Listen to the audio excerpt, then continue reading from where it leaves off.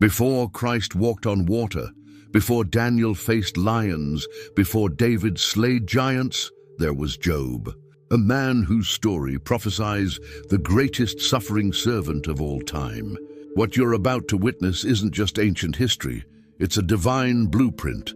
Every tear Job shed, every prayer he cried, every moment of abandonment he felt echoes through eternity to Calvary's cross. This is the story that reveals God's heart when heaven seems silent, when prayers feel empty, when the righteous suffer while the wicked prosper.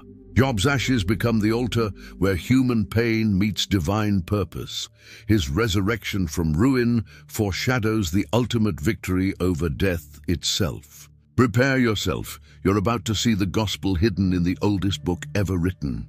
In the land of Uz lived a man whose name would echo through history. Job, chapter 1, opens with a description that seems almost too good to be true. Job was perfect and upright, one who feared God and turned away from evil. His wealth was absolutely staggering. 7,000 sheep, 3,000 camels, 500 pairs of oxen, and 500 female donkeys. His household was enormous, making him the greatest man among all the people of the East. But Job's true treasure wasn't his possessions, it was his family. 7 sons and 3 daughters filled his home with joy and laughter. These children loved each other deeply, taking turns hosting elaborate feasts in their homes. After each celebration, Job would rise early in the morning and offer burnt offerings for each of his children, thinking, "Perhaps my children have sinned and cursed God in their hearts." This he did regularly, showing a father's heart that constantly sought God's favor for his beloved family. Then something absolutely incredible happened that would change everything forever. The sons of God came to present themselves before the Lord, and Satan came among them. When God asked Satan where he had come from, Satan answered that he had been walking back and forth on the earth, roaming throughout it. Then God said something that would alter the course of history. "Have you considered my servant Job, that there is none like him on the earth?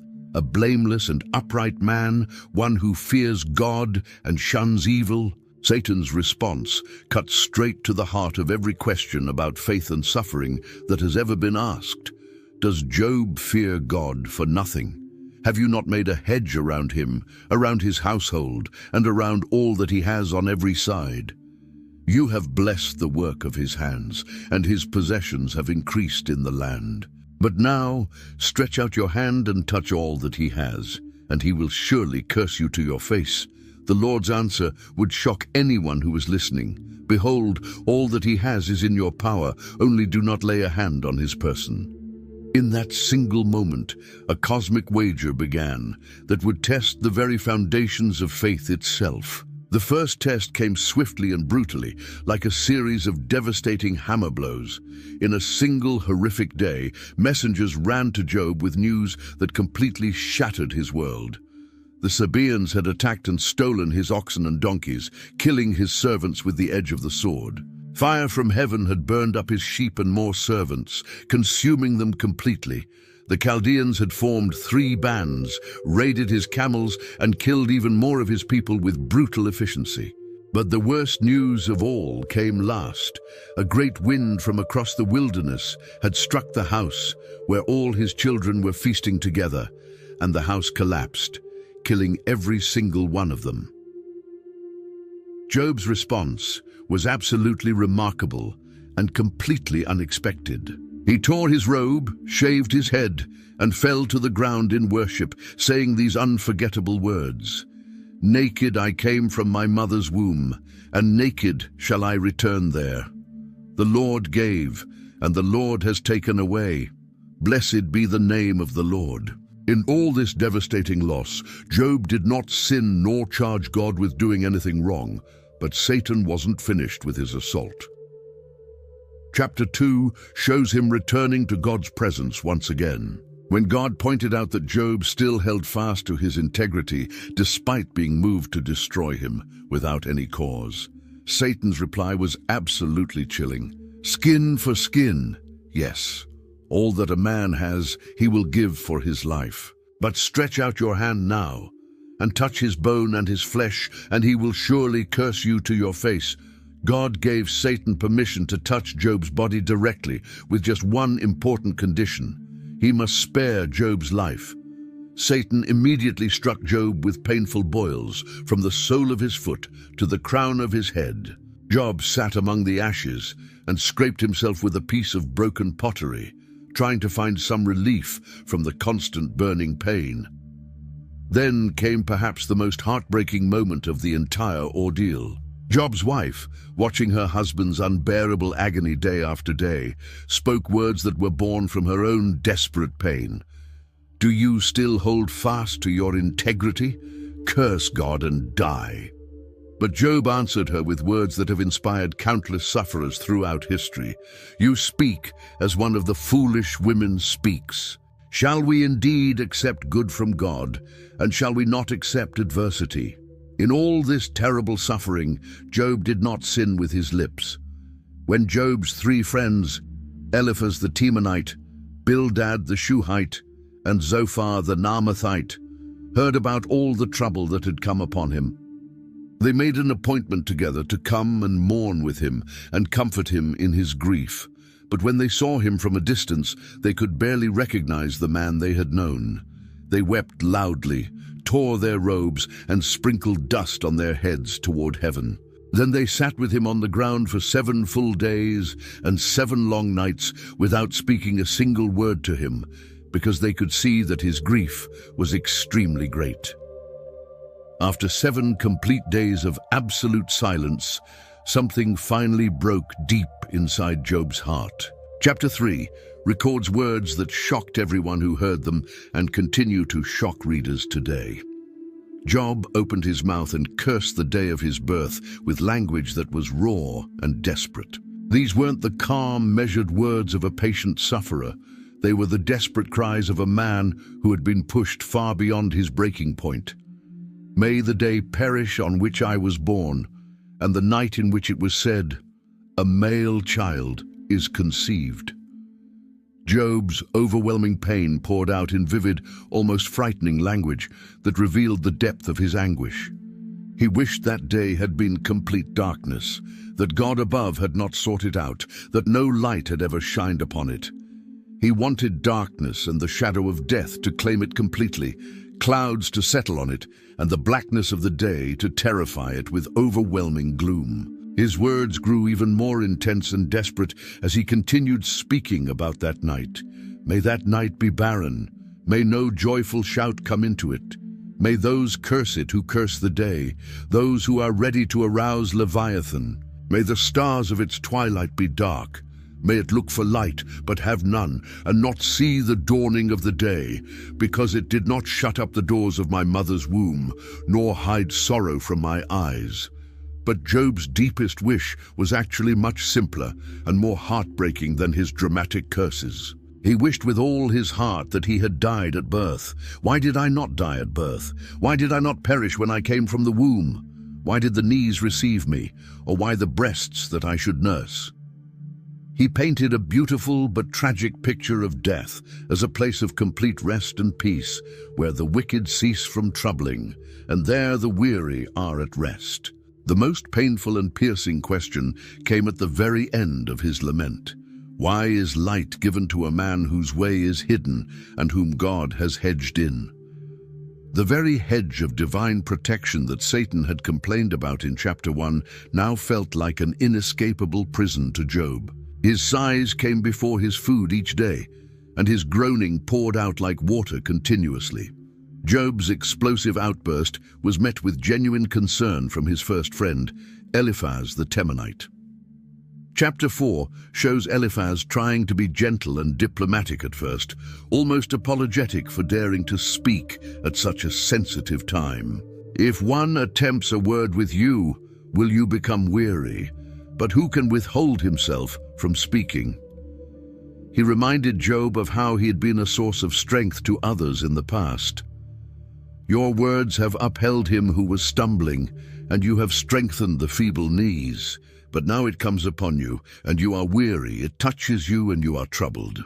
But then Eliphaz asked the crucial question that revealed exactly what he was thinking. Is not your reverence your confidence, and the integrity of your ways your hope? Remember now, whoever perished being innocent, or where were the upright ever cut off? In Eliphaz's theological worldview, suffering always indicated sin. Good righteous people simply didn't suffer like this without having done something wrong first. To support his point and give weight to his argument, Eliphaz shared something absolutely extraordinary, a supernatural vision that he claimed to have received directly from the spirit world. Now a word was secretly brought to me, and my ear received a whisper of it. In disquieting thoughts from the visions of the night, when deep sleep falls on men, fear came upon me and trembling, which made all my bones shake throughout my entire body. The vision itself was absolutely terrifying in its supernatural manifestation. Then a spirit passed before my face. The hair on my body stood up. It stood still, but I could not discern its appearance clearly. A form was before my eyes. There was silence. Then I heard a voice saying, "Can a mortal be more righteous than God? Can a man be more pure than his Maker? If he puts no trust in his servants, if he charges his angels with error, how much more those who dwell in houses of clay, whose foundation is in the dust, who are crushed before a moth?" The Spirit's message seemed to provide strong support for Eliphaz's belief that Job must have sinned. Even the angels aren't considered perfect in God's sight. So how much less are human beings who live in fragile houses of clay and can be crushed as easily as moths? Eliphaz was using this dramatic supernatural experience to suggest that Job's terrible suffering was clear proof that he wasn't nearly as righteous as he had always claimed to be. Eliphaz continued his lengthy speech in chapter 5 with what he sincerely thought was helpful and encouraging advice for his suffering friend. He painted a vivid picture of what inevitably happens to foolish and wicked people. "I have seen the fool taking root, but suddenly I cursed his dwelling place. His children are far from safety. They are crushed in the gate, and there is no deliverer. Because the hungry eat up his harvest, taking it even from the thorns, and a snare snatches their substance." But his main message was simple, direct, and meant to be encouraging. "Behold, happy is the man whom God corrects. Therefore do not despise the chastening of the Almighty. For he makes sore, but he binds up. He wounds, but his hands make whole." Eliphaz genuinely believed that Job's suffering was simply God's way of teaching him something important, a divine educational process that would ultimately benefit him greatly. He promised that if Job would seek God earnestly and make his prayer to the Almighty with a humble heart, absolutely everything would be restored to him and more. The restoration that Eliphaz described was incredibly beautiful and comprehensive. For he bruises, but he binds up. He wounds, but his hands make whole. He shall deliver you in 6 troubles, yes, in 7 no evil shall touch you. In famine he shall redeem you from death, and in war from the power of the sword. Eliphaz painted an amazing picture of complete security and divine protection. "You shall be hidden from the scourge of the tongue, and you shall not be afraid of destruction when it comes. You shall laugh at destruction and famine, and you shall not be afraid of the beasts of the earth. For you shall have a covenant with the stones of the field, and the beasts of the field shall be at peace with you." He promised that Job's tent would be secure, his dwelling completely safe, and when he visited his habitation, he would not sin. His descendants would be numerous like the grass of the earth. Job would come to his grave at a full age, like a sheaf of grain gathered in its proper season. Eliphaz ended his speech with complete confidence. "Behold, this we have searched out, it is true. Hear it, and know for yourself." Job's response in chapters 6 and 7 revealed just how deeply his friend's well-meaning words had actually hurt him. He began by wishing that his overwhelming grief could somehow be measured and weighed. "Oh, that my grief were fully weighed, and my calamity laid with it on the scales. For then it would be heavier than the sand of the sea. Therefore, my words have been rash." His words seemed Extreme because his spirit was being crushed under this completely impossible weight of suffering. Job felt like God himself was directly attacking him with supernatural weapons. For the arrows of the Almighty are within me. My spirit drinks in their poison. The terrors of God are arrayed against me. He wasn't complaining about nothing or being overly dramatic. Even wild animals don't cry out unless something is genuinely wrong. Does the wild donkey bray when it has grass, or does the ox low over its fodder? His overwhelming pain had made everything in life taste completely wrong to him.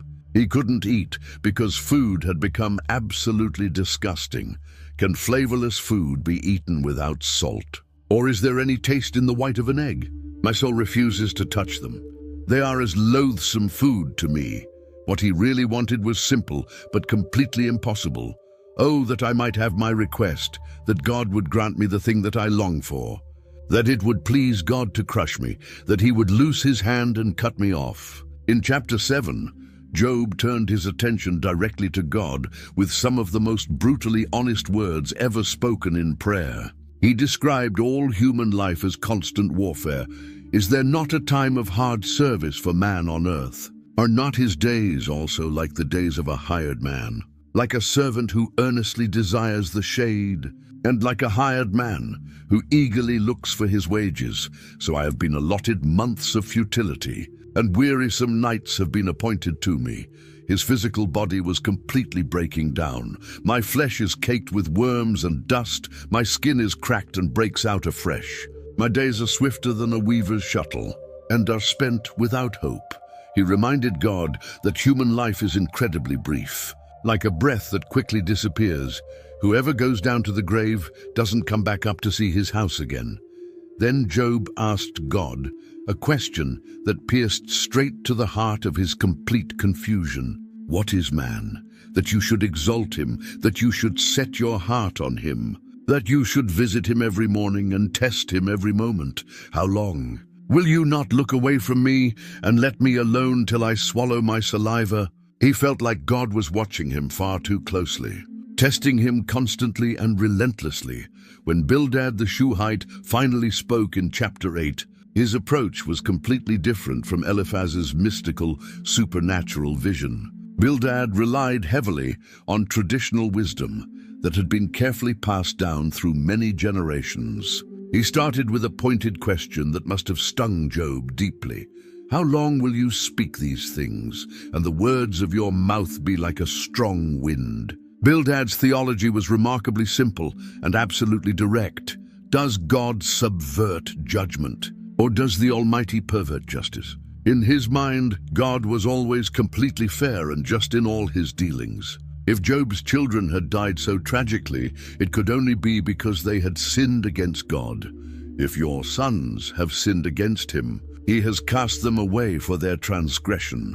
But Bildad did offer genuine hope if Job would completely change his approach. If you would earnestly seek God and make your supplication to the Almighty, if you were pure and upright, surely now he would awake for you and prosper your rightful dwelling place. Though your beginning was small, yet your latter end would increase abundantly. To prove his theological point conclusively, Bildad appealed directly to ancient wisdom. For inquire, please, of the former age, and consider the things discovered by their fathers. For we were born yesterday and know nothing, because our days on earth are a shadow. He genuinely believed that the ancestors had completely figured out how God works, and their accumulated wisdom was far more reliable than current personal experience. Bildad used incredibly vivid word pictures to make his point crystal clear. The godless person was like a plant that grows luxuriously in wet, marshy soil, but dies quickly when the hot sun comes out. While it is yet green and not cut down, it withers before any other plant.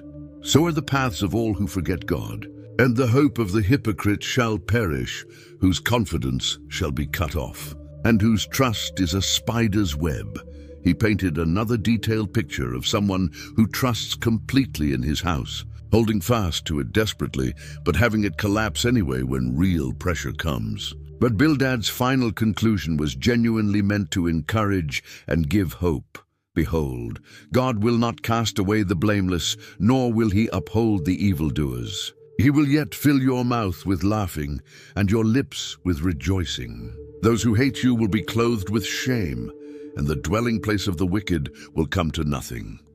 Job's response in chapters 9 and 10 showed clearly that his friend's simple, straightforward answers weren't helping him at all. He actually agreed with part of what Bildad had said. Truly I know it is so, but how can a man be righteous before God? The real problem wasn't that Job disagreed with God's perfect justice. The problem was that God was far too powerful for any human being to argue with successfully. Job painted an absolutely incredible picture of God's overwhelming power. He removes the mountains, and they do not know when he overturns them in his anger. He shakes the earth out of its place, and its pillars tremble. He commands the sun, and it does not rise. He seals off the stars. He alone spreads out the heavens and treads on the waves of the sea. God's creative power was completely beyond human imagination. He made the bear, Orion and the Pleiades, and the chambers of the south. He does great things past finding out, yes, wonders without number. If he goes by me, I do not see him. If he moves past, I do not perceive him. If he takes away, who can hinder him? Who can say to him, what are you doing? But this overwhelming power made Job feel completely helpless. Though I were righteous, I could not answer him. I would beg mercy of my judge. If I called and he answered me, I would not believe that he was listening to my voice. For he crushes me with a tempest and multiplies my wounds without cause. Job's frustration grew exponentially as he imagined trying to argue his case. If it is a matter of strength, indeed he is strong. And if of justice, who will appoint my day in court? Though I were righteous, my own mouth would condemn me. Though I were blameless, it would prove me perverse. In chapter 10, Job decided to speak directly to God, despite the overwhelming odds. I will say to God, do not condemn me. Show me why you contend with me. Does it seem good to you that you should oppress, that you should despise the work of your hands, and smile on the counsel of the wicked? Job reminded God that he had made him. Your hands have made me and fashioned me, an intricate unity. Yet you would destroy me. The silence was broken by the harshest voice yet. Zophar the Naamathite had been listening to everything, and his patience had run out completely.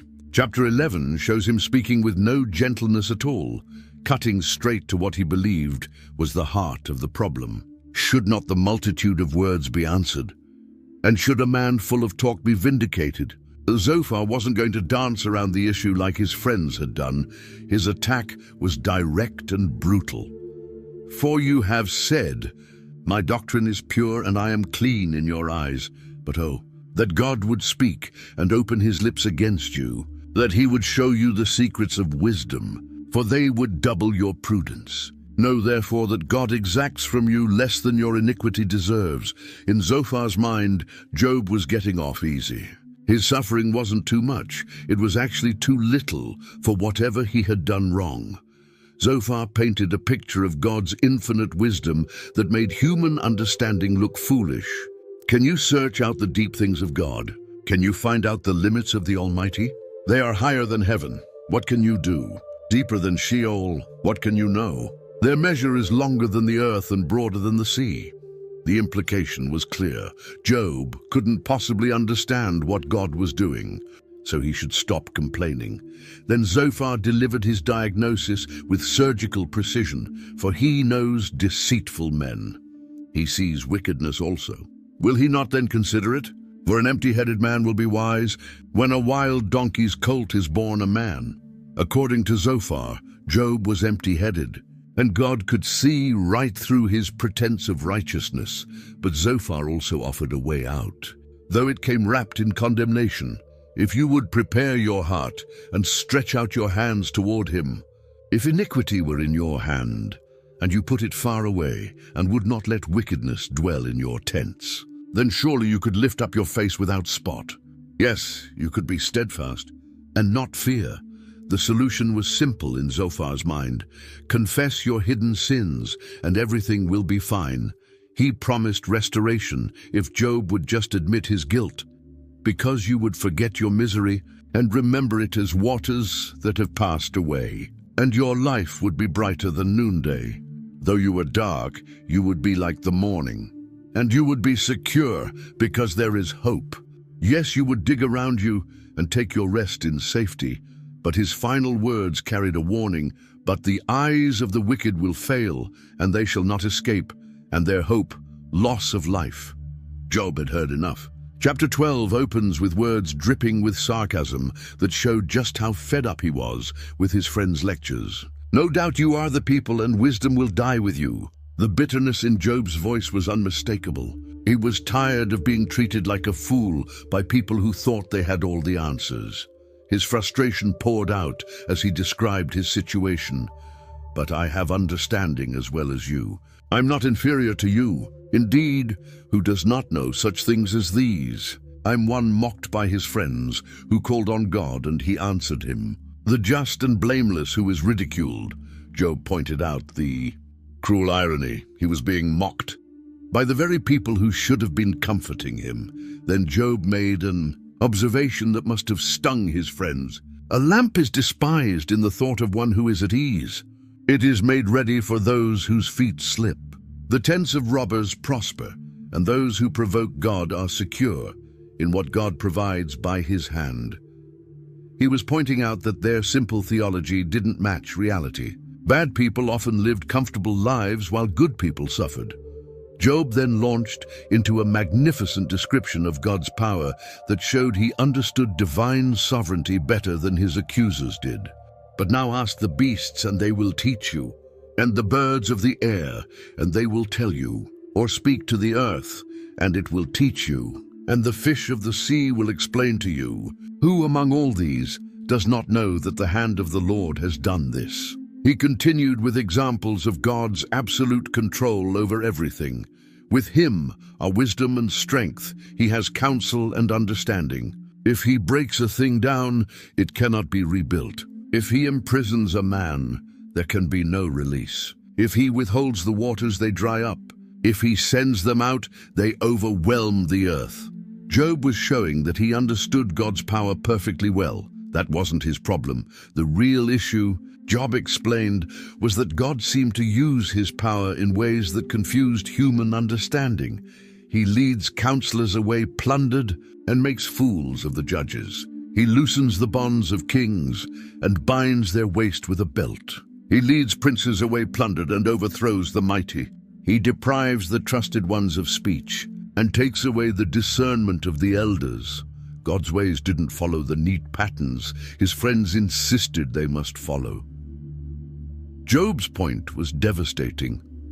He pours contempt on princes and disarms the mighty. He uncovers deep things out of darkness and brings the shadow of death to light. He makes nations great and destroys them, enlarges nations and guides them.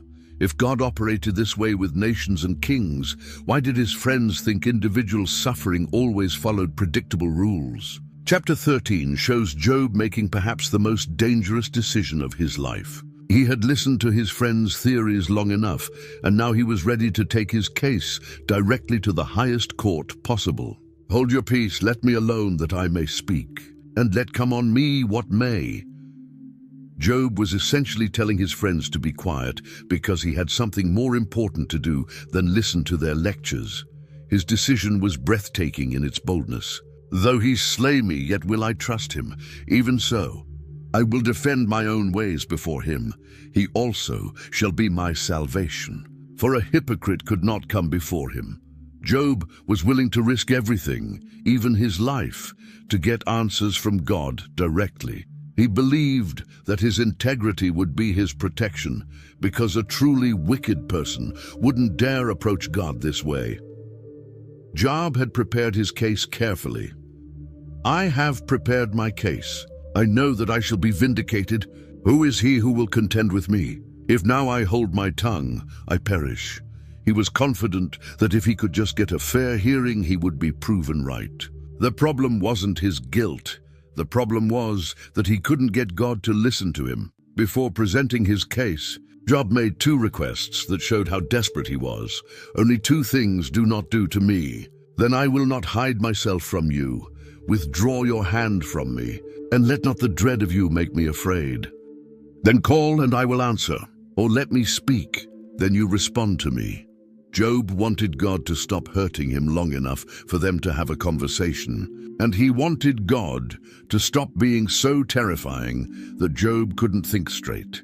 His questions were heartbreaking in their honesty. "How many are my iniquities and sins? Make me know my transgression and my sin. Why do you hide your face and regard me as your enemy?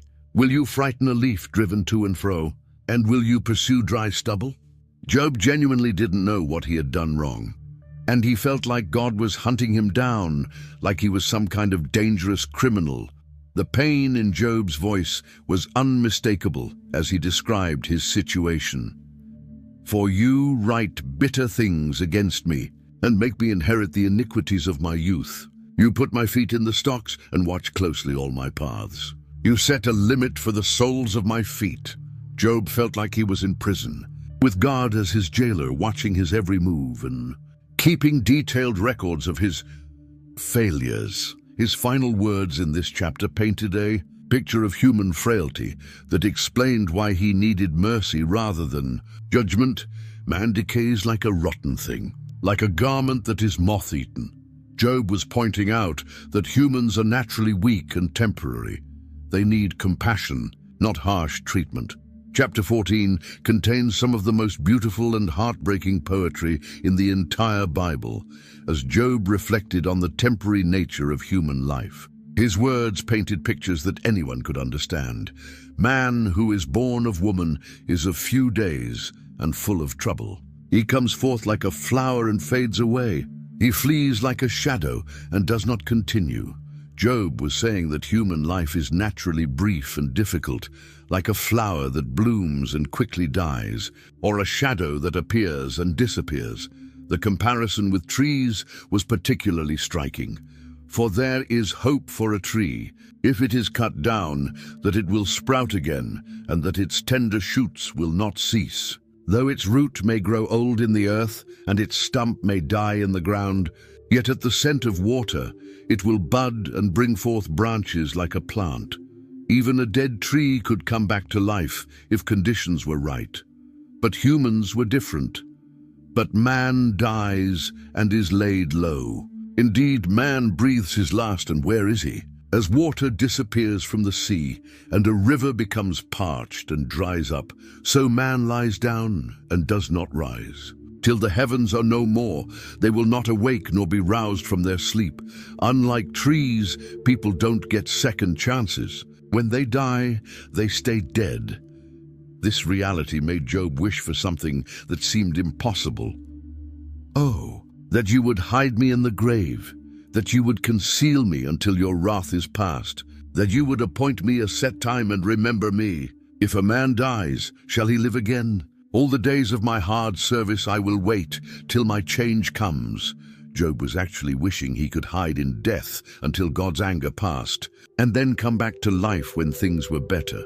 The hope Job expressed was tentative but beautiful. "You shall call, and I will answer you. You shall desire the work of your hands. For now you number my steps, but do not watch over my sin. My transgression is sealed up in a bag, and you cover my iniquity." Job imagined God calling him back from death, like a friend calling to a friend, and God choosing not to remember his failures. But Job's hope was crushed by reality. But as a mountain falls and crumbles away, and as a rock is moved from its place, as water wears away stones, and as torrents wash away the soil of the earth, so you destroy the hope of man. You prevail forever against him, and he passes on. You change his countenance and send him away. Even the most solid things in nature eventually break down and disappear, and humans are far more fragile than mountains or rocks. Job's final words in this chapter were heartbreaking. His sons come to honor, but he does not know it. They are brought low, but he does not perceive it of them. But his flesh will be in pain over him, and his soul will mourn over him. Even if good things happened to his family after he died, Job would never know about it. Death was a permanent separation from everything he cared about. When Eliphaz spoke again in chapter 15, his gentle approach was completely gone. He had listened to Job's speeches and decided that kindness wasn't working. Should a wise man answer with empty knowledge and fill himself with the east wind? Should he reason with unprofitable talk, or by speeches with which he can do no good? Eliphaz was saying that Job's words were as empty and destructive as a hot desert wind.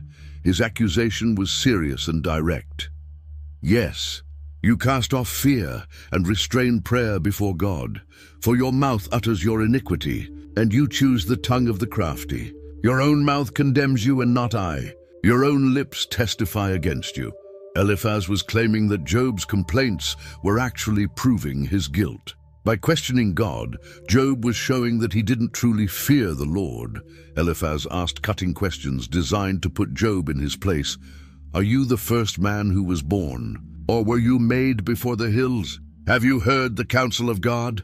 Do you restrict wisdom to yourself? What do you know that we do not know? What do you understand that is not in us? He was tired of Job acting like he was wiser than his friends. Then Eliphaz played what he thought was his strongest card. Both the gray-haired and the aged are among us, much older than your father. Are the consolations of God too small for you, and the words spoken gently with you?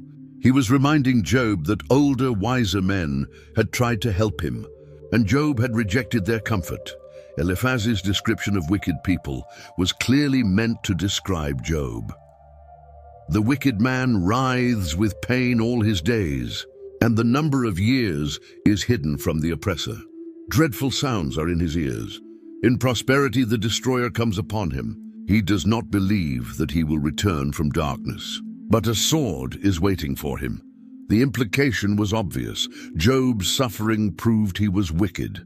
In chapter 16, Job's response revealed how deeply his friends' words had wounded him. I have heard many such things. Miserable comforters are you all. Shall words of wind have an end? Or what provokes you that you answer? I also could speak as you do, if your soul were in my soul's place. I could heap up words against you and shake my head at you. Job was pointing out that his friends were giving him the opposite of comfort. Job's description of what God was doing to him was violent and disturbing. He tears me in his wrath and hates me. He gnashes at me with his teeth. My adversary sharpens his gaze on me. They gape at me with their mouth. They strike me reproachfully on the cheek. They gather together against me. Job felt like God had become his enemy, attacking him with supernatural fury. The physical description of his suffering was heartbreaking.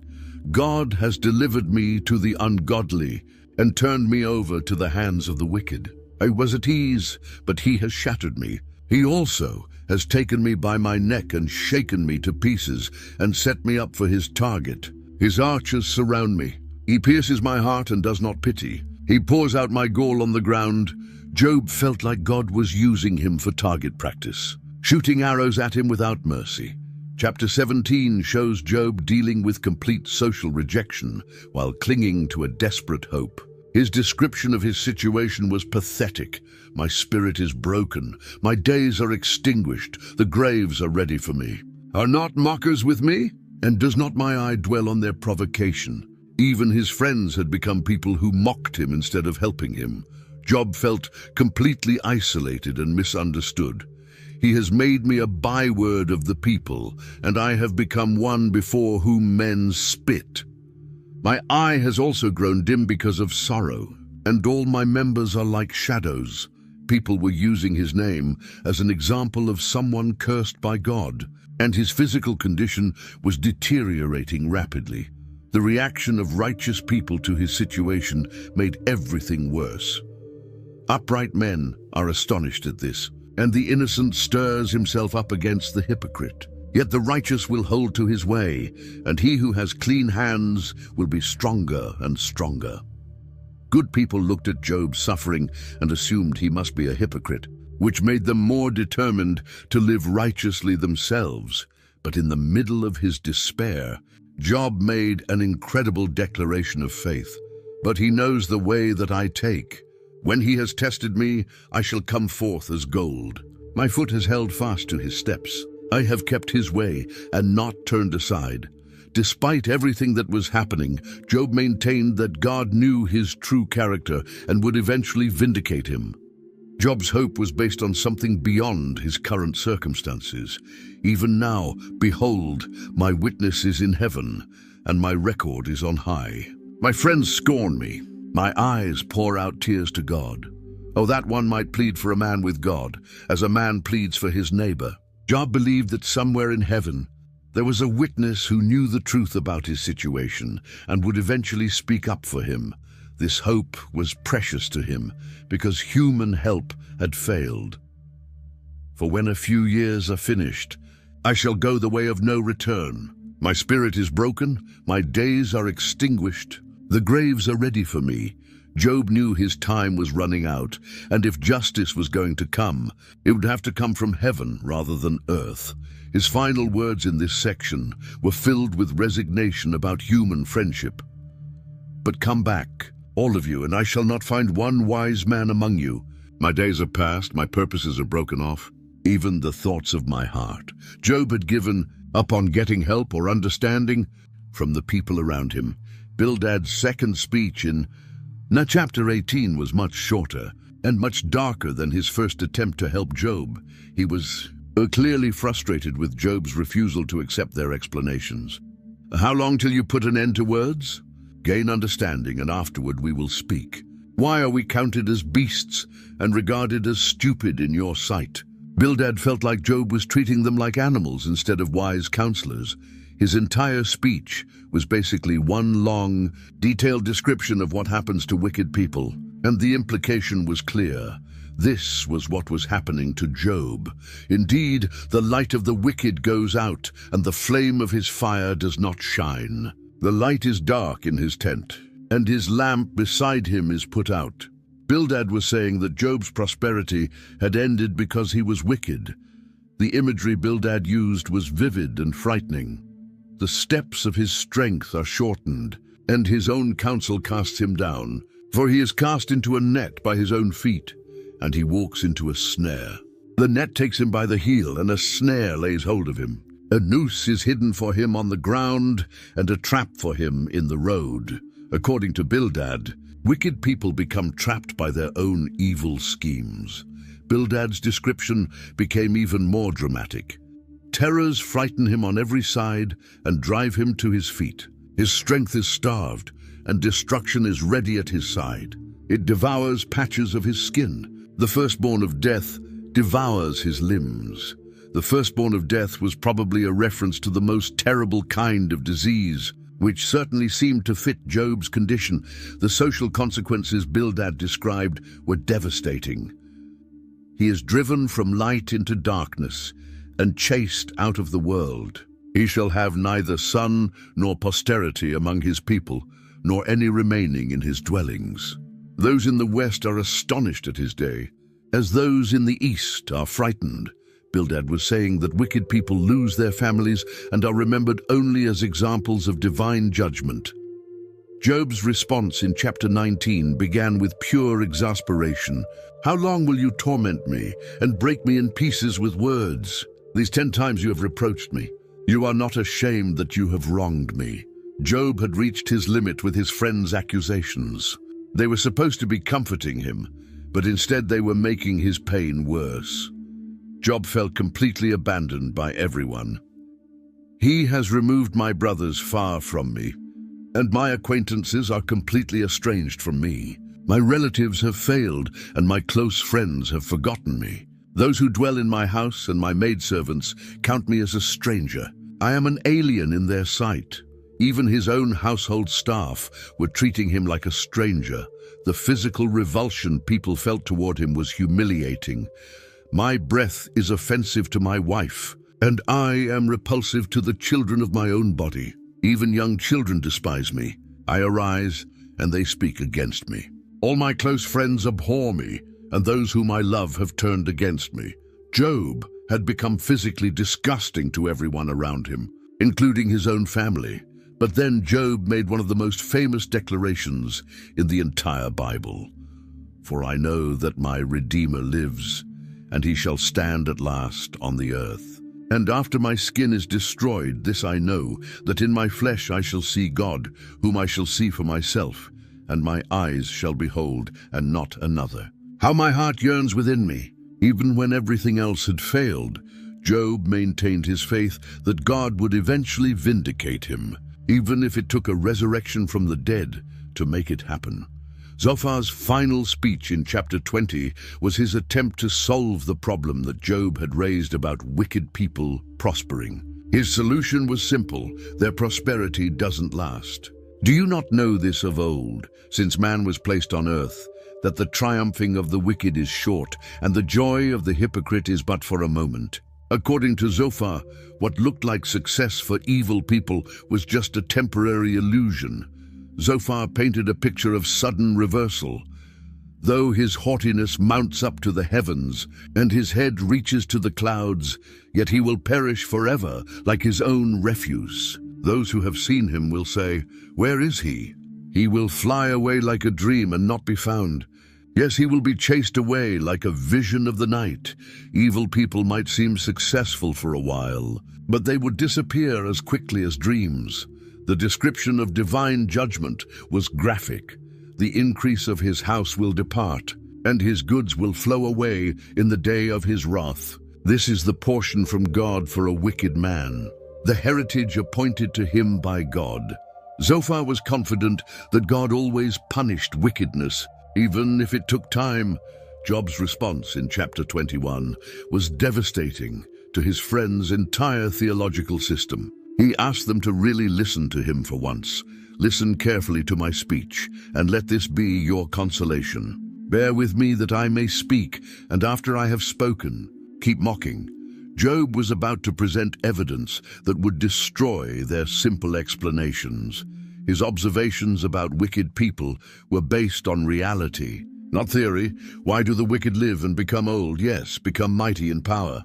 Their descendants are established with them in their sight, and their offspring before their eyes. Their houses are safe from fear, neither is the rod of God upon them. Job had watched evil people live long, successful lives while good people suffered. The prosperity of the wicked was undeniable. Their bull breeds without failure, their cow-calves without miscarriage. They send forth their little ones like a flock, and their children dance. They sing to the tambourine and harp, and rejoice to the sound of the flute. Evil people often had healthy families, successful businesses, and happy lives. Most shocking of all, they lived this way while completely rejecting God. They spend their days in wealth and in a moment go down to the grave. Yet they say to God, "Depart from us, for we do not desire the knowledge of your ways." What is the Almighty that we should serve him? And what profit do we have if we pray to him? These people openly defied God and still prospered.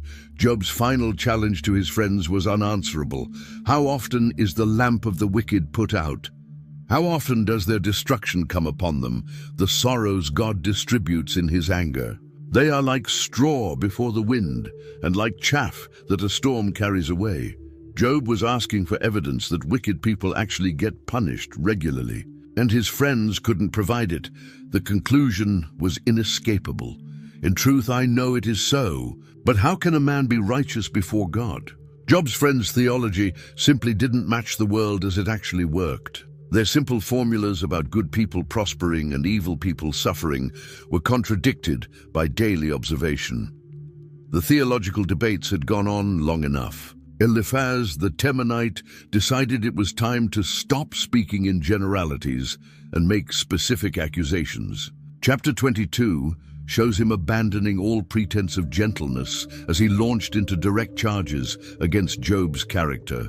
Can a man be profitable to God, though he who is wise may be profitable to himself? Is it any pleasure to the Almighty that you are righteous? Or is it gain to him that you make your ways blameless? Eliphaz was suggesting that God had no reason to protect Job unless Job was truly serving him properly. His logic was brutal in its simplicity. Is not your wickedness great, and your iniquity without end?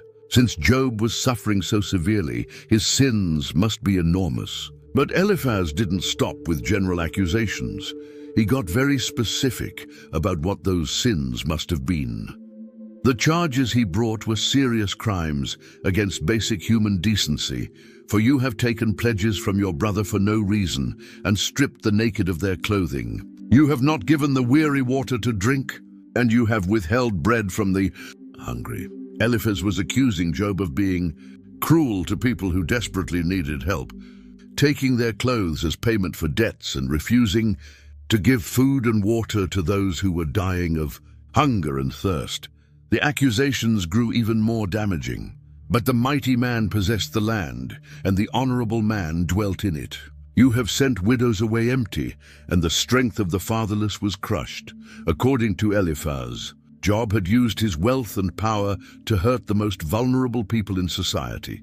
Widows who had no one to protect them, and orphans who had no parents to care for them. These sins, Eliphaz claimed, explained everything that had happened. Therefore snares are all around you, and sudden fear troubles you, or darkness so that you cannot see, and an abundance of water covers you.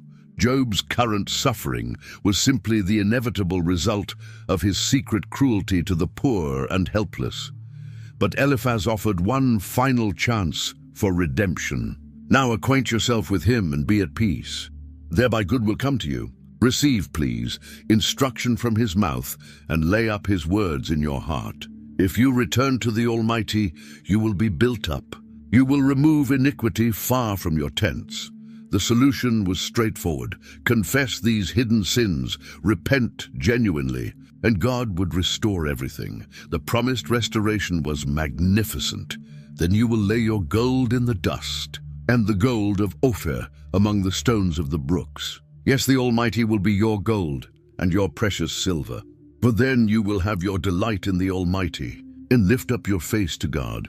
According to Eliphaz, Job would become so blessed that he wouldn't even care about material wealth anymore. Eliphaz painted a picture of complete divine favor. You will make your prayer to him. He will hear you, and you will pay your vows. You will also declare a thing, and it will be established for you. So light will shine on your ways. When they cast down and you say, exaltation will come, and then he will save the humble person. Everything Job said would come true, and he would have the power to help other people who were in trouble.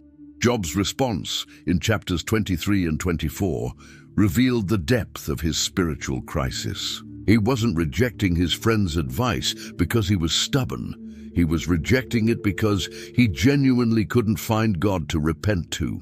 Even today my complaint is bitter. My hand is listless because of my groaning. Job's suffering had reached the point where he could barely function physically. His deepest desire was simple, but seemed impossible. Oh, that I knew where I might find him, that I might come to his seat. I would present my case before him and fill my mouth with arguments. Job wasn't afraid of facing God. He was desperate to find him. He believed that if he could just get a fair hearing, everything would be cleared up. Job was confident about what would happen in that divine courtroom. There the upright could reason with him, and I would be delivered forever from my judge. He wasn't asking for mercy based on God's kindness. He was asking for justice based on his actual innocence. But God seemed to be deliberately hiding from him. Look, I go forward, but he is not there, and backward, but I cannot perceive him. When he works on the left hand, I cannot behold him. When he turns to the right hand, I cannot see him. No matter which direction Job looked, God was nowhere to be found. This game of divine hide-and-seek was driving Job to desperation. But it hadn't destroyed his faith. But he knows the way that I take. When he has tested me, I shall come forth as gold. My foot is held fast to his steps. I have kept his way and not turned aside. I have not departed from the commandment of his lips. I have treasured the words of his mouth more than my necessary food.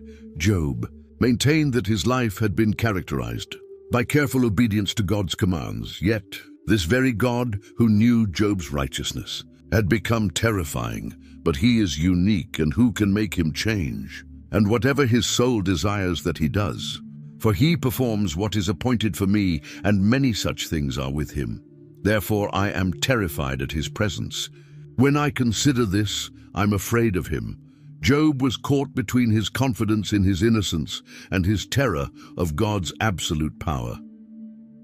In chapter 24, Job turned his attention to the broader problem of injustice in the world. If his friend's theology was correct, why was evil so common and unpunished?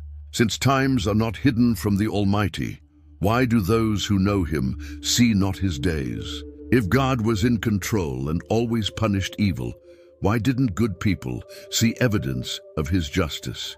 Job painted vivid pictures of the crimes that went unpunished every day. Some remove landmarks, they seize flocks violently and feed on them. They drive away the donkey of the fatherless. They take the widow's ox as a pledge. People were stealing land, taking animals from those who couldn't defend themselves, and cheating widows and orphans. The exploitation of the poor was systematic and cruel. They push the needy off the road. All the poor of the land are forced to hide. Indeed, like wild donkeys in the desert, they go out to their work, searching for food. The wilderness yields food for them and for their children. They gather their fodder in the field and glean in the vineyard of the wicked. Poor people were being pushed out of society entirely, forced to live like wild animals just to survive. The working conditions were horrific. They cause the poor to go naked, without clothing, and they take away the sheaves from the hungry. They press out oil within their walls and tread wine presses, yet suffer thirst. People were working to produce food and clothing, but weren't allowed to have any for themselves. Even worse crimes happened under cover of darkness. The murderer rises with the light. He kills the poor and needy, and in the night he is like a thief. The eye of the adulterer waits for the twilight, saying, "No eye will see me," and he disguises his face. Murderers and adulterers operated openly, confident they would never face consequences. Job's conclusion was devastating to his friend's theology.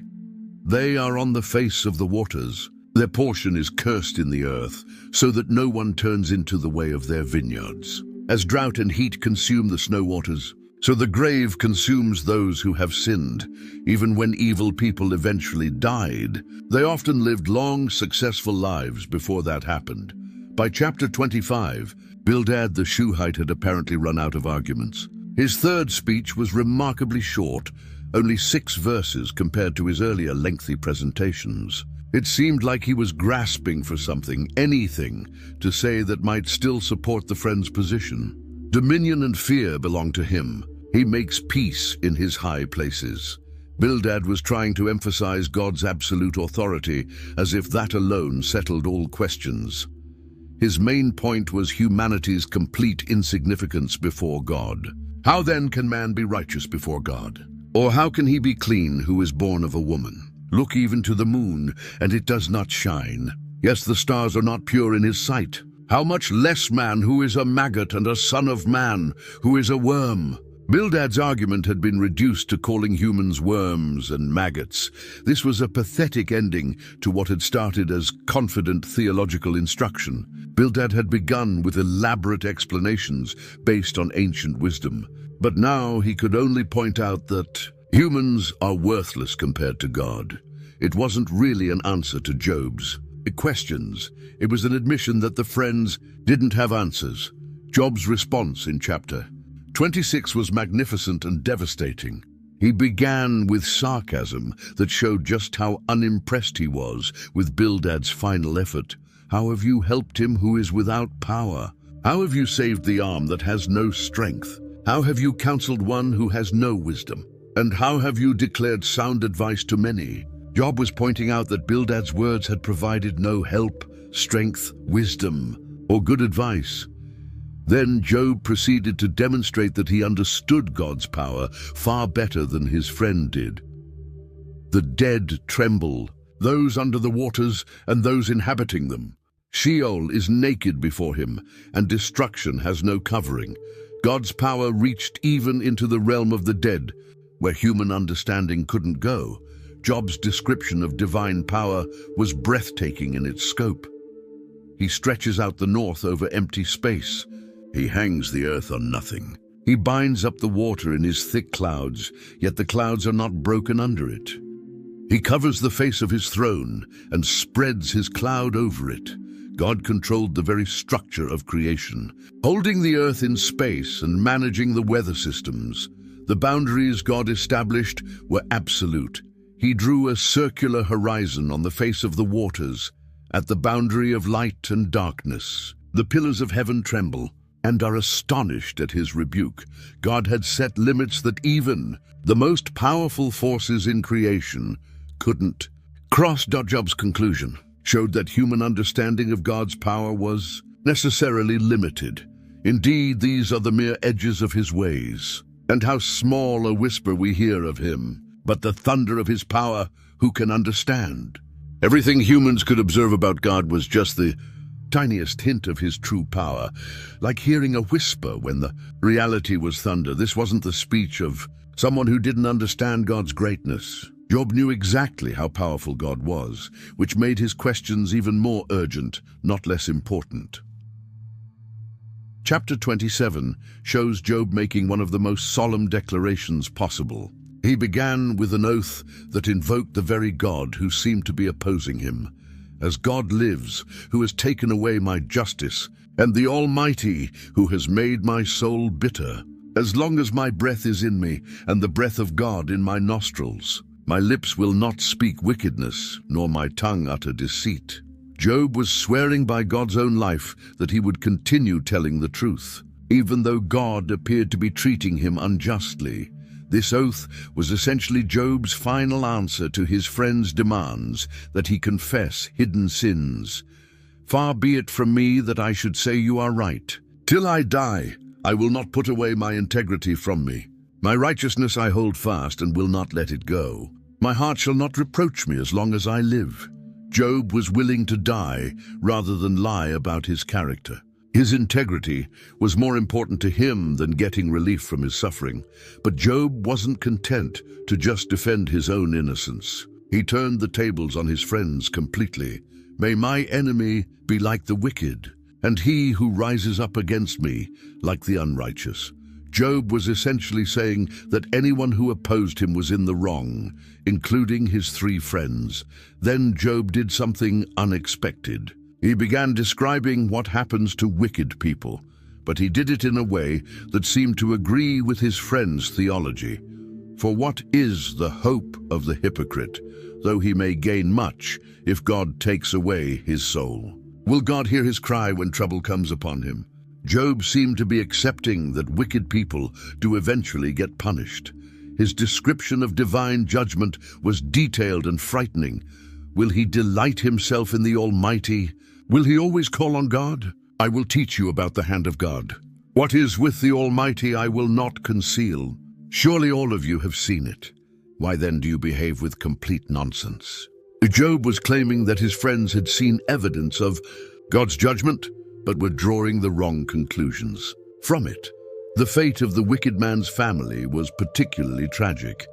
If his children are multiplied, it is for the sword, and his offspring shall not be satisfied with bread. Those who survive him shall be buried in death, and their widows shall not weep.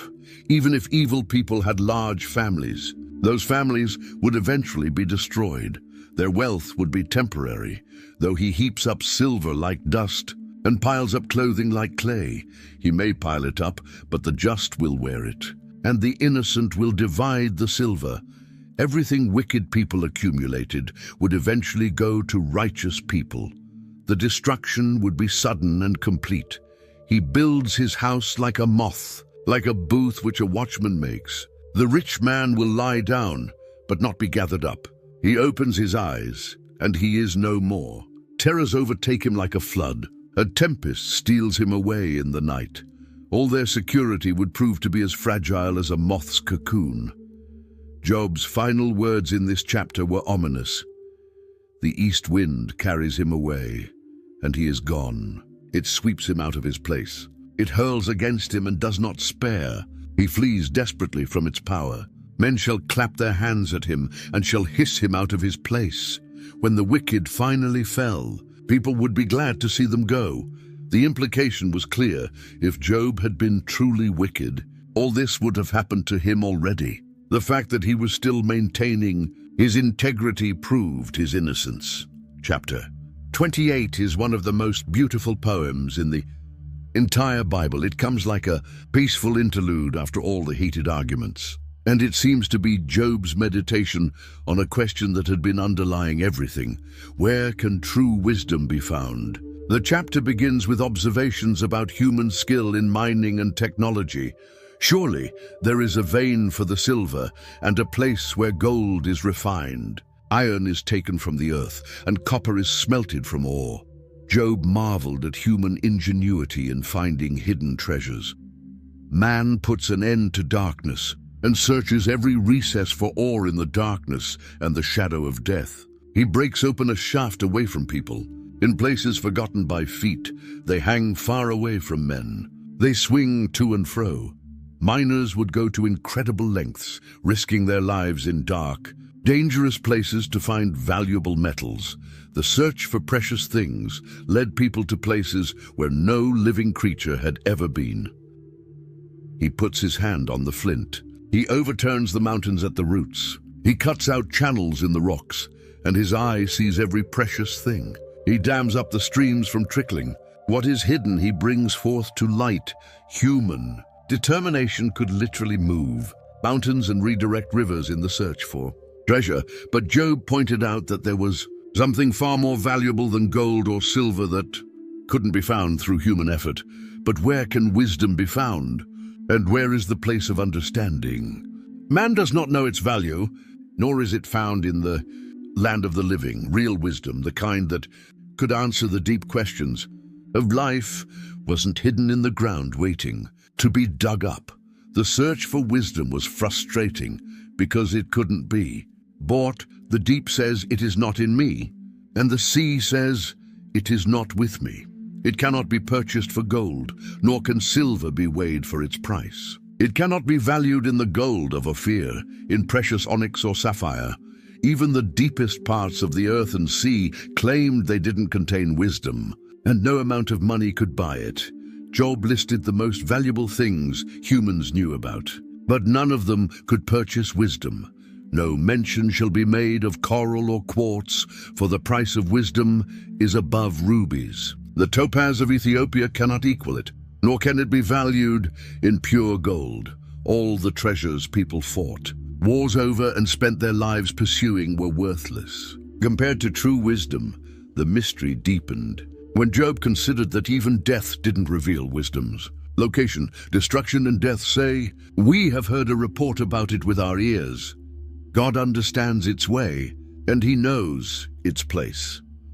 Only God knew where wisdom could actually be found. God's perspective was completely different from the human perspective, for he looks to the ends of the earth and sees under the whole heavens to establish a weight for the wind and apportion the waters by measure. When he made a law for the rain and a pathway for the thunderbolt, God's wisdom was displayed in the very structure of creation. He had designed the weather patterns and natural laws that kept the world functioning. The revelation of wisdom's true location was simple but profound. Then he saw wisdom and declared it. He prepared it, indeed he searched it out. And to man he said, "Behold, the fear of the Lord, that is wisdom, and to depart from evil is understanding." True. Wisdom wasn't hidden in some secret place. It was available to anyone who would fear God and avoid evil. This poem seemed to be Job's way of stepping back from all the arguments and reminding everyone what really mattered. His friends thought they were wise because they had theories about how God worked. But real wisdom was much simpler and much more practical. Chapter 29 shows Job taking a break from defending himself to remember what his life had been like before disaster struck. His memories were painful because they highlighted how much he had lost. "Oh, that I were as in months past, as in the days when God watched over me, when his lamp shone upon my head, and when by his light I walked through darkness. Job remembered a time when he felt God's protection and guidance in his life. Those had been days of prosperity and promise. Just as I was in the days of my prime, when the friendly counsel of God was over my tent, when the Almighty was yet with me, when my children were around me, when my steps were bathed with cream and the rock poured out rivers of oil for me. Everything had been going perfectly. His family was intact. His business was incredibly successful, and he felt close to God. Job's social position had been impressive and respected.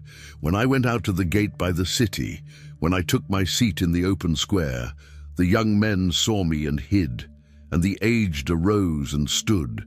The princes refrained from talking and put their hand over their mouth. The voice of nobles was hushed, and their tongue stuck to the roof of their mouth. Even the most powerful people in the city had shown him deference and respect. The reason for this respect became clear as Job described how he had used his influence. Because I delivered the poor who cried out, the fatherless and the one who had no helper.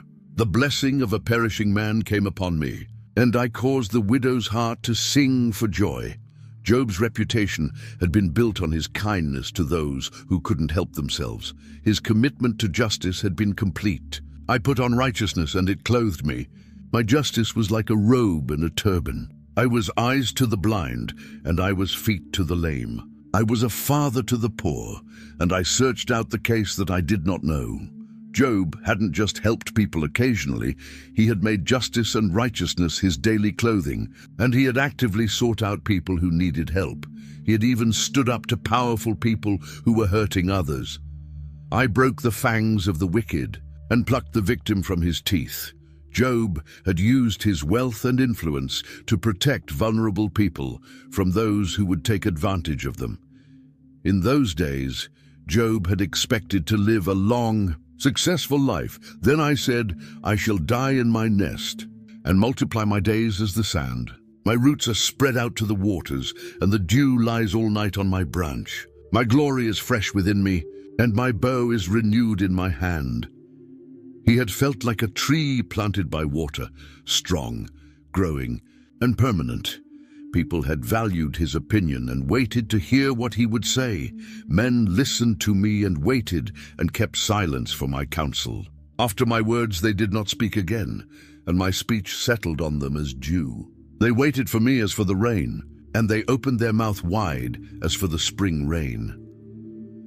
Job's words had been like refreshing rain to people who were thirsty for wisdom and guidance. His presence had brought comfort and hope to others. I chose the way for them and sat as chief. So I dwelt as a king in the army, as one who comforts mourners. Job had been a leader who brought comfort to people who were grieving and direction to people who were confused. The contrast between Job's past glory and his current humiliation was devastating. Chapter 30 begins with Job describing how the social order had completely reversed. But now they mock at me, men younger than I, whose fathers I would have disdained to put with the dogs of my flock. People who had once respected Job now openly mocked him, including young men whose fathers Job wouldn't have considered good enough to work as shepherds. These weren't respectable people who had turned against him. They were society's outcasts. Indeed, they were so worthless that they were driven out from among men. They shouted at them as at a thief. They had to live in the clefts of the valleys, in caves of the earth and the rocks. Among the bushes they brayed, under the nettles they nestled. The people mocking Job were homeless vagrants who lived like animals and were chased away from civilized society. Their character was as low as their social status. They were sons of fools, yes, sons of vile men. They were scourged from the land, and now I am their taunting song. Yes, I am their byword. They abhor me, they keep far from me. They do not hesitate to spit in my face. Job had become entertainment for the lowest people in society. They made up songs about him and treated him with complete contempt. The physical attacks were humiliating.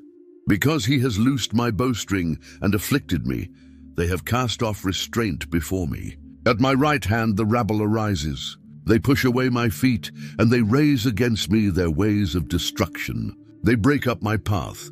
They promote my calamity. They have no helper. Job felt like God had removed his protection, and now even worthless people felt free to attack him. The assault felt like warfare. They come as broad breakers. Under the ruinous storm they roll along. Terrors are turned upon me. They pursue my honor on the wind, and my welfare passes away like a cloud. Job's reputation and prosperity had disappeared as quickly as clouds blown away by a storm. The emotional and spiritual pain was as bad as the physical suffering. And now my soul is poured out because of my plight. The days of affliction take hold of me. My bones are pierced in me at night, and my gnawing pains take no rest. By great force my garment is disfigured. It binds me about as the collar of my coat. Job felt like he was being torn apart from the inside, and even his clothes had become uncomfortable on his diseased skin. Job felt like God had thrown him away like garbage. He has cast me into the mire, and I have become like dust and ashes. I cry out to you, but you do not answer me. I stand up, and you regard me, but you have become cruel to me. With the strength of your hand, you oppose me. The God who had once protected and blessed Job now seemed to be actively fighting against him. Job felt like he was being carried away to destruction. You lift me up to the wind and cause me to ride on it. You spoil my success.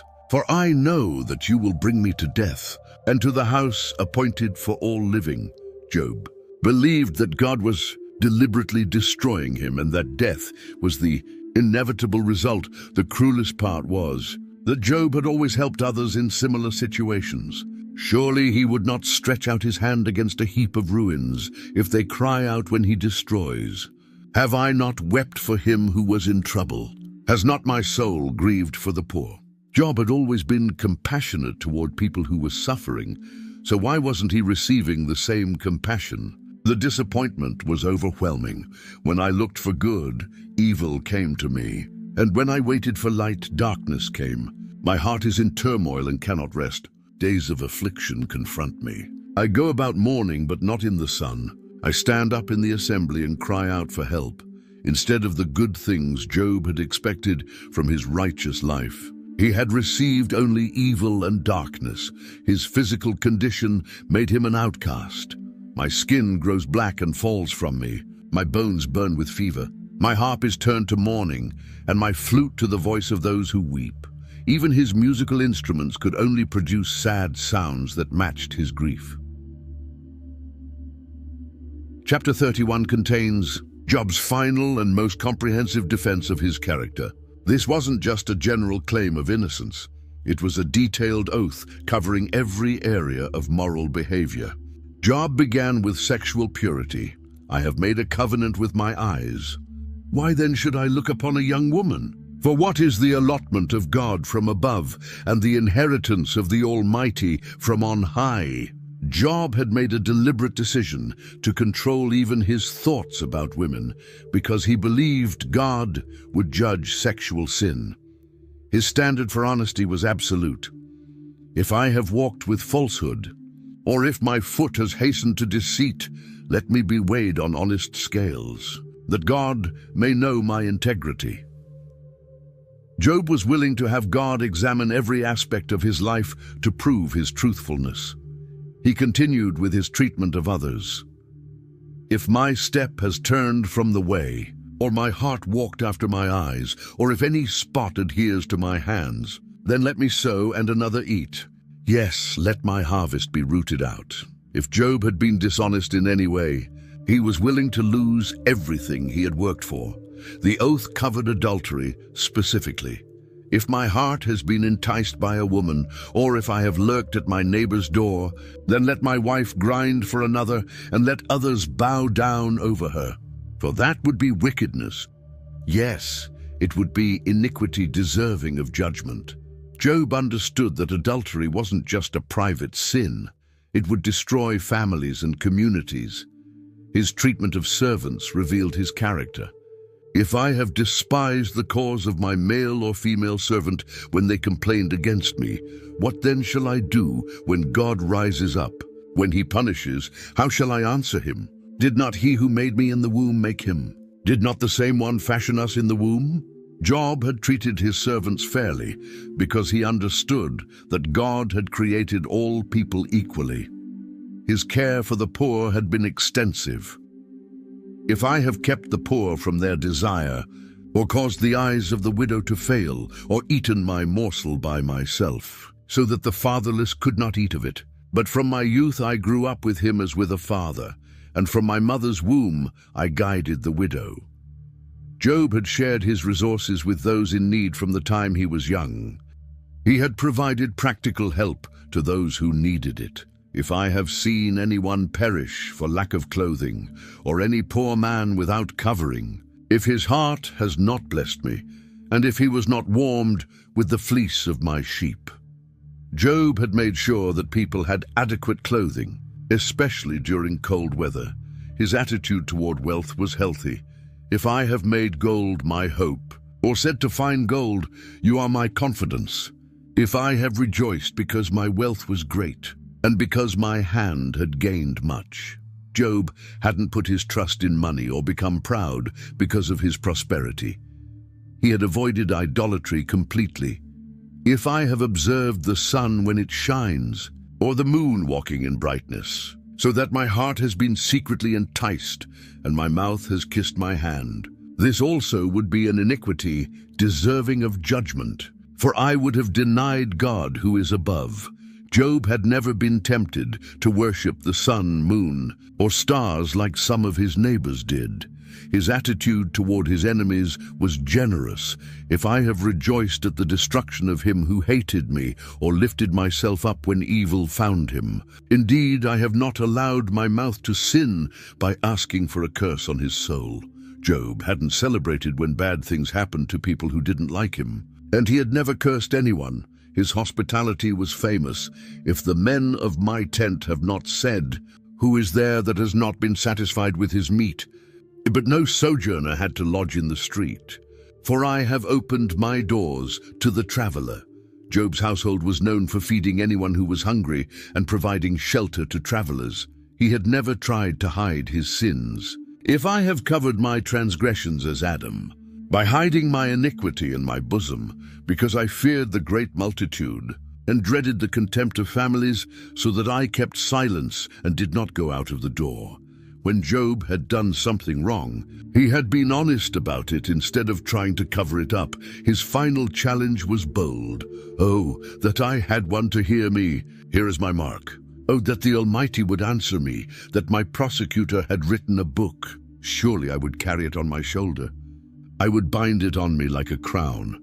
I would declare to him the number of my steps. Like a prince I would approach him. Job was so confident in his integrity that he wanted God to write down all the charges against him so he could answer them publicly.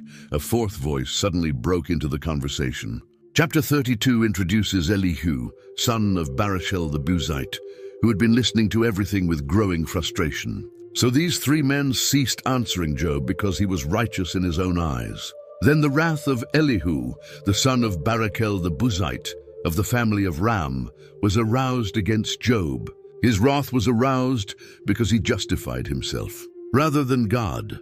This young man was angry at Job for seeming to put his own righteousness above God's, but Elihu was equally angry at the three friends. Also against his three friends his wrath was aroused, because they had found no answer, and yet had condemned Job. They had accused Job without being able to prove their case, which made God look bad in the process. Elihu had waited respectfully for his elders to finish speaking. Now, because they were years older than he, Elihu had waited to speak to Job. When Elihu saw that there was no answer in the mouth of these three men, his wrath was aroused. Age was supposed to bring wisdom, but these older men had failed completely. His frustration poured out as he explained why he finally decided to speak.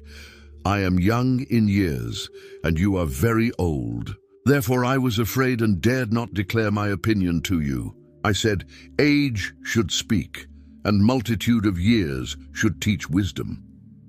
But there is a spirit in man, and the breath of the Almighty gives him understanding. Elihu believed that wisdom came from God, not just from getting older. He had been bursting to speak. for I am full of words. The spirit within me compels me. Indeed, my belly is like wine that has no vent. It is ready to burst like new wineskins. Elihu felt like he would explode if he didn't get to share what God had shown him. His approach would be different from the others. I will speak, that I may find relief. I will open my lips and answer. Let me not, I pray, show partiality to anyone, nor let me flatter any man, for I do not know how to flatter, else my Maker would soon take me away. Elihu promised to be completely honest, without favoritism toward anyone.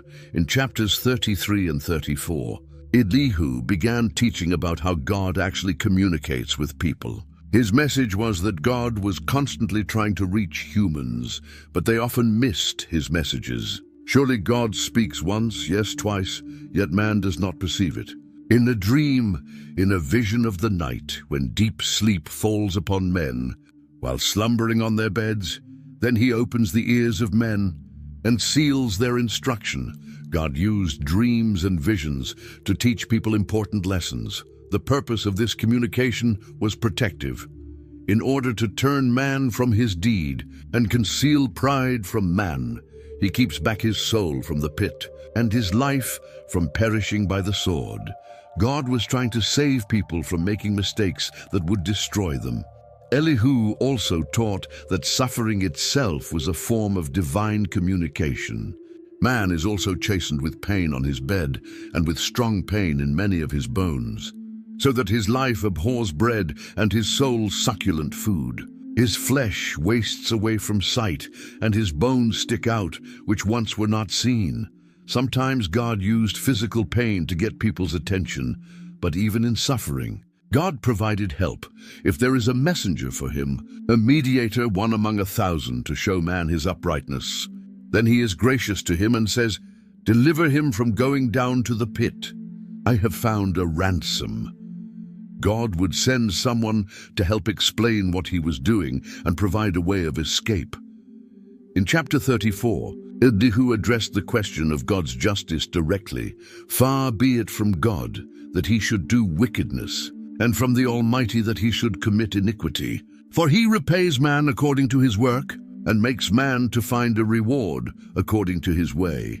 Elihu insisted that God was always perfectly fair in his dealings with people. His logic was simple. Surely God will never do wickedly, nor will the Almighty pervert justice. Who gave him charge over the earth? Or who appointed him over the whole world? Since God owned everything and answered to no one, he had no reason to be unfair or corrupt. Chapters 35 and 36 show Elihu explaining that God was so great that human actions couldn't really affect him. Look to the heavens and see, and behold the clouds, they are higher than you. If you sin, what do you accomplish against him? Or if your transgressions are multiplied, what do you do to him? God was too high and mighty to be hurt by human failures. Similarly, human goodness didn't make God richer. If you are righteous, what do you give him? Or what does he receive from your hand? Your wickedness affects a man such as you, and your righteousness a son of man. People's actions affected other people, but they didn't change God's essential nature. This didn't mean God didn't care about justice. Because of the multitude of oppressions, they cry out. They cry out for help because of the arm of the mighty. But no one says, "Where is God my Maker, who gives songs in the night, who teaches us more than the beasts of the earth, and makes us wiser than the birds of heaven?" God heard when people were being mistreated, but he wanted them to turn to him for help. In chapter 36, Elihu painted a picture of God's perfect justice in action. Behold, God is mighty, but despises no one. He is mighty in strength of understanding. He does not preserve the life of the wicked, but gives justice to the oppressed. God used his power to protect those who couldn't protect themselves. God's way of dealing with righteous people was completely different. He does not withdraw his eyes from the righteous, but they are on the throne with kings, for he has seated them forever, and they are exalted. God watched over good people and eventually gave them positions of honor and authority. When righteous people did suffer, It was always for a purpose, and if they are bound in fetters, held in the cords of affliction, then he tells them their work and their transgressions, that they have acted defiantly. He also opens their ear to instruction and commands that they turn from iniquity. Suffering was God's way of teaching important lessons. Chapter 37 shows Elihu pointing to the approaching thunderstorm as evidence of God's awesome power. At this also my heart trembles and leaps from its place. Hear attentively the thunder of his voice and the rumbling that comes from his mouth. He sends it forth under the whole heaven, his lightning to the ends of the earth. After it a voice roars. He thunders with his majestic voice, and he does not restrain them when his voice is heard. The storm was like God's voice speaking to the world. Elihu described God's control over weather patterns. God thunders marvelously with his voice. He does great things which we cannot comprehend. For he says to the snow, "Fall on the earth." Likewise to the gentle rain and the heavy rain of his strength. God commanded every snowflake and raindrop. The storm served multiple purposes. He seals the hand of every man, that all men may know his work. The beasts go into dens and remain in their lairs. From the chamber of the south comes the whirlwind, and cold from the scattering winds of the north. And weather reminded both people and animals that God was in control of everything. Elihu marveled at God's creative power. By the breath of God ice is given, and the broad waters are frozen. Also with moisture he saturates the thick clouds. He scatters his bright clouds. And they swirl about, being turned by his guidance, that they may do whatever he commands them on the face of the whole earth. Every cloud and weather pattern followed God's directions perfectly. As the storm grew more intense, Elihu pointed out human limitations. Listen to this, O Job. Stand still and consider the wondrous works of God. Do you know when God dispatches them and causes the light of his cloud to shine? Do you know how the clouds are balanced, those wondrous works of him who is perfect in knowledge? Humans couldn't even understand how clouds stayed in the sky, much less control them. The storm was building toward something magnificent, and now men cannot look at the light when it is bright in the skies, when the wind has passed and cleared them. He comes from the north as golden splendor. With God is awesome majesty. As for the Almighty, we cannot find him. He is excellent in power, in judgment, and abundant justice. He does not oppress. Therefore men fear him. He shows no partiality to any who are wise of heart. Then it happened. Chapter 38 records the moment everyone had been waiting for. Then the Lord answered Job out of the whirlwind. God finally broke his silence. But his first words weren't what anyone expected. Who is this who darkens counsel by words without knowledge? Now prepare yourself like a man. I will question you and you shall answer me. Instead of answering Job's questions, God began asking his own questions about creation. Where were you when I laid the foundations of the earth? Tell me if you have understanding. Who determined its measurements? Surely you know. Or who stretched the line upon it? To what were its foundations fastened? Or who laid its cornerstone when the morning stars sang together and all the sons of God shouted for joy? God's questions came rapid fire, covering every aspect of the natural world. Or who shut in the sea with doors when it burst forth and issued from the womb? When I made the clouds its garment and thick darkness its swaddling band? When I fixed my limit for it and set bars and doors? When I said, this far you may, come but no farther, and here your proud waves must stop. The interrogation continued with questions about light and darkness. Have you commanded the morning since your days began, and caused the dawn to know its place, that it might take hold of the ends of the earth, and the wicked be shaken out of it? God was pointing out that Job had never controlled even basic things like sunrise. Chapter 39 focused on wild animals that no human could control. Do you know the time when the wild mountain goats bear young? Or can you mark when the deer gives birth? Can you number the months that they fulfill? Or do you know the time when they bear young? God had designed intricate systems for animal reproduction that worked perfectly without human help. The wild donkey was completely independent. Who set the wild donkey free? Who loosed the bonds of the onager, whose home I have made the wilderness, and the barren land his dwelling? He scorns the tumult of the city, he does not heed the shouts of the driver. And this animal lived exactly the life God had planned for it. God asked about the mighty ox. Will the wild ox be willing to serve you? Will he bed by your manger? Can you bind the wild ox in the furrow with ropes? Or will he plow the valleys behind you? Some animals were simply too powerful for humans to control, no matter how hard they tried. Chapter 40 begins with God giving Job a chance to respond. Moreover, the Lord answered Job and said, "Shall the one who contends with the Almighty correct him? He who rebukes God, let him answer it." This was Job's opportunity to defend his complaints against God. Job's first response was humble and brief. Then Job answered the Lord and said, "Behold, I am vile. What shall I answer you? I lay my hand over my mouth. Once I have spoken, but I will not answer. Yes, twice, but I will proceed no further." The cosmic interrogation had shown Job how little he actually understood about God's ways. But God wasn't finished.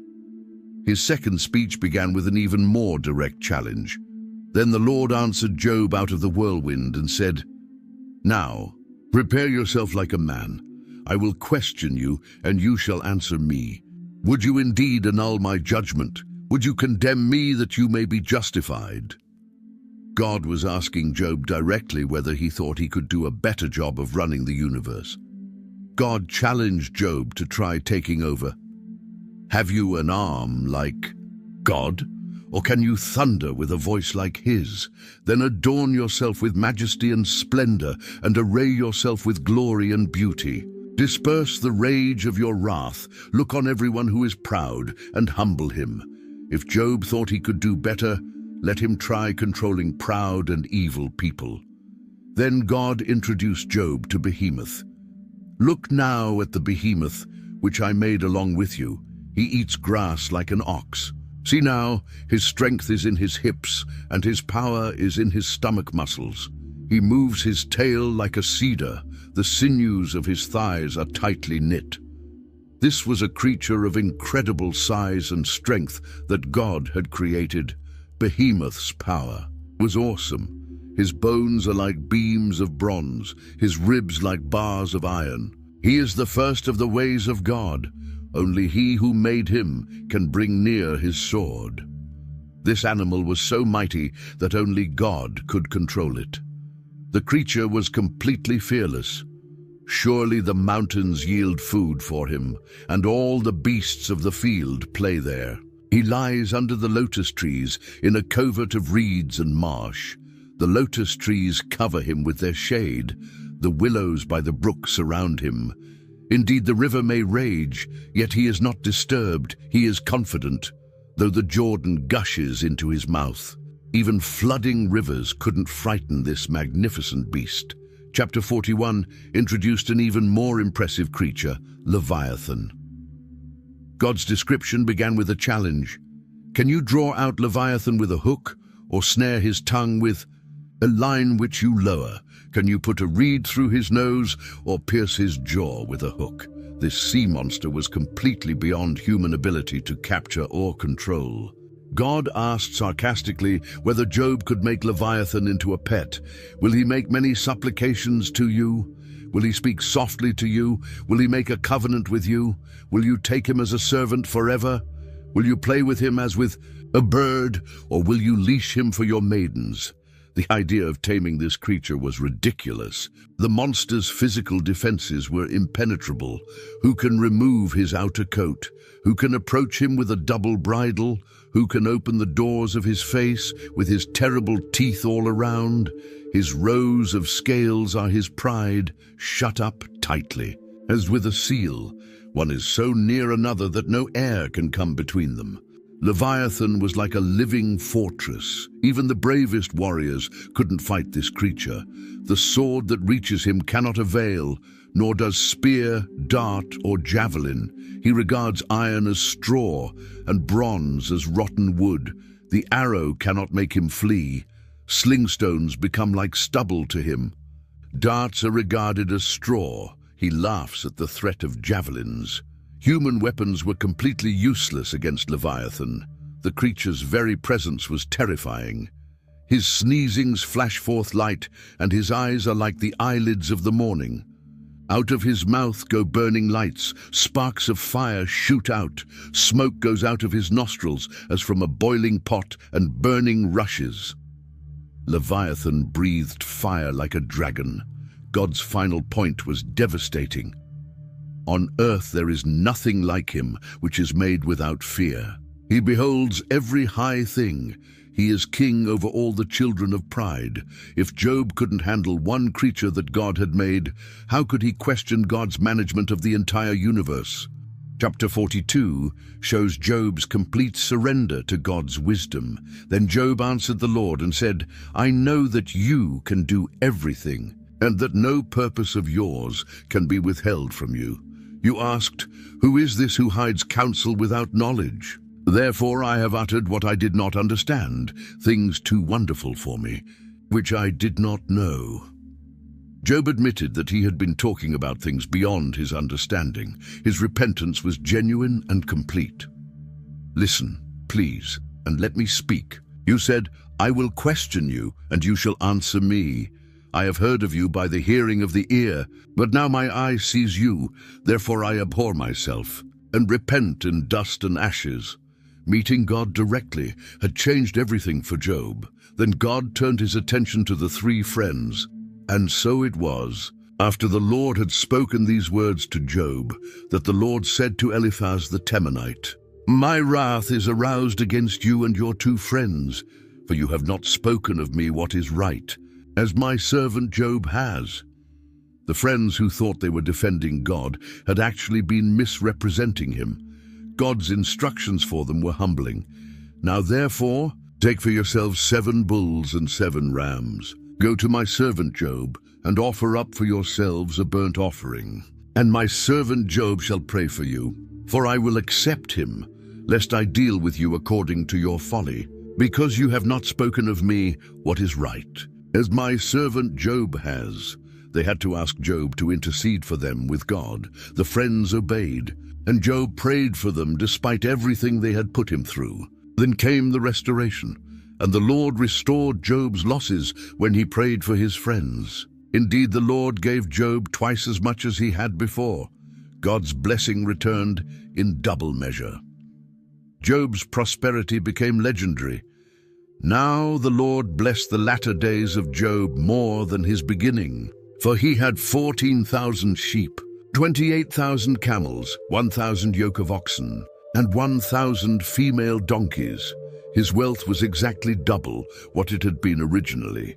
His family was restored too. He also had 7 sons and 3 daughters. And he called the name of the first Jemimah, the name of the second Keziah, and the name of the third Keren Happuch. In all the land were found no women so beautiful as the daughters of Job, and their father gave them an inheritance among their brothers. His new daughters were famous for their beauty and received equal treatment with their brothers. Job lived to see multiple generations. After this, Job lived 140 years and saw his children and grandchildren for 4 generations. So Job died old and full of days. God gave him a long life to enjoy his restored blessings and see his family grow. If this journey through Job's story opened your eyes to something new, hit that subscribe button and join our community of seekers who aren't afraid to ask the hard questions. Share this video with someone who needs to hear that their pain has a purpose, that their questions matter to God, and that restoration is possible even when everything seems lost. The book of Job proves that honest wrestling with God isn't rebellion, it's relationship. And sometimes the most profound answers come not in explanations, but in encounters with the Almighty Himself. Don't let this revelation end here. Subscribe, share, and keep seeking. Your story, like Job's, is still being written.